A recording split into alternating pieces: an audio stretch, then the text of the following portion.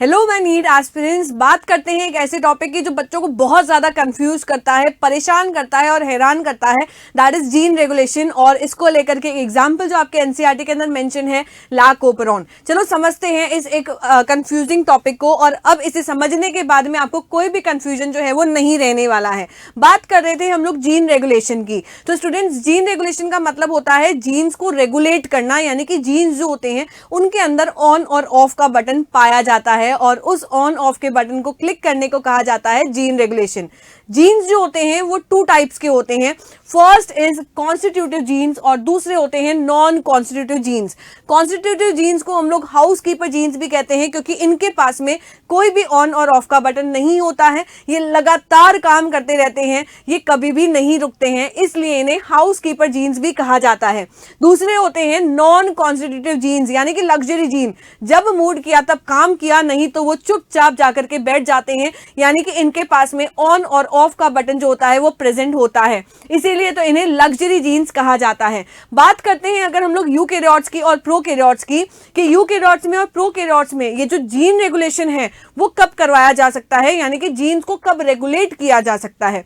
तो यहां पर ध्यान देना स्टूडेंट्स, यूकेरियोट्स के अंदर ट्रांसक्रिप्शन के दौरान, पोस्ट ट्रांसक्रिप्शन मॉडिफिकेशन यानी कि 5 प्राइम कैपिंग हो गई, स्प्लाइसिंग हो गई, उस समय पर हम लोग जीन रेगुलेशन जो है वो कर सकते हैं। साथ ही साथ जब न्यूक्लियस से साइटोप्लाज्म में ट्रांसफर होता है तब भी हम लोग जीन रेगुलेट कर सकते हैं, और ट्रांसलेशन के समय हम लोग जीन रेगुलेशन कर सकते हैं। बट अगर हम लोग बात करें प्रोकैरियोट्स की, तो प्रोकैरियोट्स के अंदर हम लोग सिर्फ एक बार ही जीन का रेगुलेशन कर सकते हैं, और वो भी कब, जब ट्रांसक्रिप्शन और ट्रांसलेशन साथ में होता है, क्योंकि ये दोनों ही प्रोसेस जो होते हैं वो प्रोकैरियोट्स के अंदर कपल्ड होते हैं। इस रेगुलेशन को लेकर के जो प्रोकैरियोट्स के अंदर होता है, ओपेरॉन मॉडल दिया गया था जैकब और मोनेड के द्वारा। चलो डिस्कस करते हैं उस ओपेरॉन मॉडल को कि क्या दे रखा है। तो यहां पर अगर हम लोग ओपेरॉन वर्ड की बात करें, ओपेरॉन का मतलब होता है जीन सीक्वेंस। जब जीन सीक्वेंस के अंदर अरेंज होते हैं तब उस कंप्लीट सीक्वेंस को कहा जाता है ओपेरॉन। उस ओपेरॉन मॉडल के अंदर कुछ स्पेसिफिक वर्ड्स हैं। पी से होता है प्रोड्यूसर, प्रोड्यूसर पर आकर के आरएनए पॉलीमरेज बाइंड होता है और ट्रांसक्रिप्शन को स्टार्ट करता है। आर से होता है रेगुलेटर, रेगुलेटर जो होता है इसका प्रोटीन जाकर के ऑपरेटर पर बाइंड होता है, और जब ये प्रोटीन ऑपरेटर पर बाइंड हो जाता है तो ये रेगुलेट करता है स्ट्रक्चरल प्रोटीन को। ओपेरॉन मॉडल के अंदर एक एग्जांपल दे रखा है प्रोकैरियोट का, दैट इज लैक ओपेरॉन।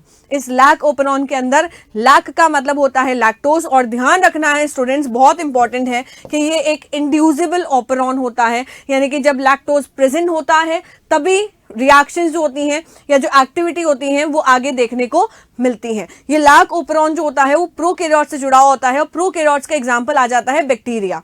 जब बैक्टीरिया के पास में आसपास में कोई भी लैक्टोज प्रेजेंट नहीं होगा तो हमें इसे स्विच ऑफ रखना होता है, और जब लैक्टोज प्रेजेंट होता है तो स्विच ऑन करना पड़ता है। तो यहां पर देखते हैं बेटा, सबसे पहले कंडीशन लेते हैं कि जब बैक्टीरिया के पास में कोई भी लैक्टोज प्रेजेंट नहीं है तो उसे स्विच ऑफ रखना पड़ेगा।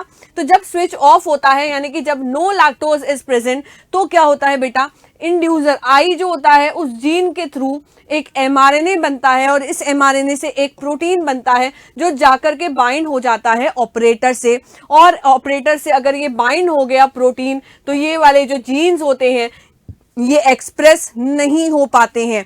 तो इस कंडीशन में क्या होगा, ऑपरेटर पर आकर के प्रोटीन बाइंड हो जाता है, और ये जो ZYA जीन्स होते हैं वो एक्सप्रेस नहीं हो पाते हैं।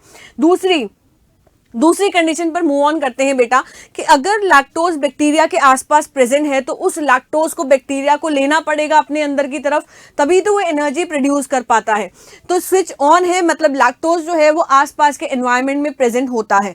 तो इस कंडीशन में क्या होता है, आई जीन के थ्रू एमआरएनए बन रहा है और प्रोटीन बन रहा है। तो जब ये प्रोटीन बनता है तो इससे आकर के जुड़ जाता है हमारा लैक्टोज, और जब लैक्टोज इस प्रोटीन से जुड़ जाता है तो ये ऑपरेटर पर नहीं जा पाता है, इसे जाने से रोक देता है। और अगर ऑपरेटर पर कोई भी प्रोटीन आकर के बाइंड नहीं होगा तो ZYA जीन्स एक्सप्रेस हो जाते हैं और प्रोटीन फॉर्मेशन करते हैं। कौन कौन से प्रोटीन बनते हैं, तो ध्यान देना स्टूडेंट्स, Z बनाता है बीटा गैलेक्टोसाइडेज, Y बनाता है परमीएज, और ए बना लेता है ट्रांस एसिटाइलेज। तो ये तीनों ही प्रोटीन जो है वो ZYA जीन्स के थ्रू बनते हैं। अब देखते हैं कि ये तीनों प्रोटीन काम क्या करते हैं।